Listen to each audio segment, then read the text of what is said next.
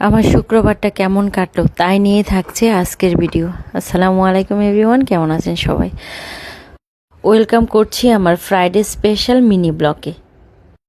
ফ্রাইডেতে ঘুম থেকে উঠতে একটু লেট হয়ে যায়, সেজন্য ওই দিন আর বাসায় নাস্তা রেডি করি নাই, বাইরে থেকে নাস্তা এনে খেয়ে নিয়েছিলাম। এরপরে শুরু করেছিলাম দুপুরের রান্না। দুপুরের মেনুতে ছিল মুরগির মাংস, বোয়াল মাছ দিয়ে আলু দিয়ে ঝোল আর মিষ্টি কুমড়া ভাজি, পোলাও। সব কিছু কেটে বেছে ধুয়ে নিয়ে প্রথমে আমি মাছগুলোকে ভাজি করে আলাদা করে রেখে দিয়েছি। ওই তেলেই আমি মিষ্টি কুমড়াগুলোকে সুন্দর করে ভেজে নিয়েছি। এরপর মুরগির মাংসগুলোকে আমি রান্না করেছি। প্রথমে পেঁয়াজ দিয়ে দিয়েছি কড়াইয়ে, এরপরে মাংসের মধ্যে আমি সব রকম মশলা দিয়ে পেঁয়াজটা ব্রাউন কালার হয়ে গেলে এর মধ্যে আমি মাংসটা দিয়ে দিয়েছি। খুব ভালো করে কষিয়ে পানি দিয়ে ঝোল গাঢ় করে নামিয়ে নিয়েছি।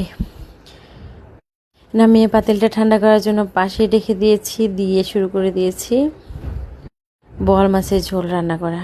বোয়াল মাছের ঝোল রান্না করার জন্য প্রথমে কড়াইয়ের মধ্যে পেঁয়াজ দিয়ে তেল দিয়ে এর মধ্যে আমি আলুগুলা দিয়ে কাঁচামরিচ মশলা টশলা সব দিয়ে ভালো করে কষিয়ে পানি দিয়ে মাছগুলা দিয়ে দিয়েছি, দিয়ে ঝোল ঘন করে নামিয়ে নিয়েছি। আমার রান্নার প্রসেস খুবই সিম্পলভাবে শর্টকাটে রান্না করার চেষ্টা করি সব সময়। আলহামদুলিল্লাহ ভালোই হয়। বোয়াল মাছটা হয়ে গেলে আমি এটাকে ডিশ আউট করে তারপরে এই পাতিলের মধ্যে আমি পোলাওটা রান্না করে নিব। রান্না করার জন্য কড়াই পেঁয়াজ তেল ভালো করে ভেজে এর মধ্যে পোলাওয়ের চালগুলা ভালো করে ভেজে নিতে হবে, কারণ এগুলা নতুন চাল, এগুলা যদি আমি ভালো করে ভেজে না নিই পোলাওটা ঝরঝরে আর সুন্দর হবে না। সেজন্য পোলাওয়ের চালগুলো খুব ভালো করে ভেজে তারপরে আমি যতটুকু পরিমাণ চাল নিয়েছি তার দ্বিগুণ পরিমাণ পানি দিয়ে এটাকে ঢাকনা দিয়ে সুন্দর করে রেখে দেব। ব্যাস, তাহলেই হয়ে যাবে। রান্নাবান্না শেষ করে খাবার রেডি করে টেবিলে রেখে গোসল করতে চলে গিয়েছিলাম। গোসল করার আগে বোরকে দিয়ে মাথার মধ্যে একটু তেল দিয়ে নিয়েছিলাম, কারণ মাথাটা একেবারে খুবই রুক্ষ হয়েছিল চুলগুলা, যার জন্য ওকে বললাম যে আমার মাথায় একটু তেল দিয়ে দেন। উনি আমাকে হেল্প করেছিল তেল দিয়ে দেওয়াতে। এরপরে গোসল করে এসে খাওয়া দাওয়া করে আমি কিছুক্ষণ ঘুমিয়েছিলাম। শরীরটা অনেক খারাপ লাগছিল। হরমোনের প্রবলেমটা ধরা পড়ার পর থেকে শরীরটা হঠাৎ করে খারাপ লাগে, হঠাৎ করে ভালো লাগে, আবার হঠাৎ করে খারাপ হয়ে যায়। এটা যে কী প্রবলেম আমি বুঝতে পারছি না। আর অনেক টায়ার্ড লাগে, উঠতে ইচ্ছে করে না বিছানা থেকে। কি আর করা, তারপরেও তো কাজ টাজ করতেই হয়।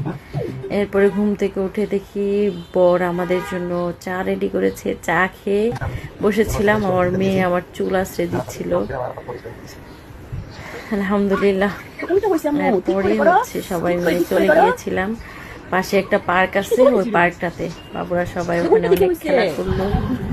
খেলাধুলা করে আমরা রেস্টুরেন্টে একটু খেতে গিয়েছিলাম, খেয়ে তারপরে চলে আসলাম বাসায়। এই যে দেখেন আমার বাবুরা দোলনা দুলছে। ওখানে বেশ অনেকক্ষণ সময় বের হয়েছিলাম, মূলত একটু ডাক্তার দেখাবো। ডাক্তার দেখিয়ে তারপরে পার্কে যাব, কিন্তু ডাক্তার ওই দিন হসপিটালটা বন্ধ ছিল, মেয়ে দিবস তো, এই জন্য হয়তো। এই যে তারা তাদের খাবার এনজয় করছে। এরপরে আমরা বুড়া বুড়ি একটা পোজ দিয়ে নিলাম। এই তো আজকের দিন শেষ।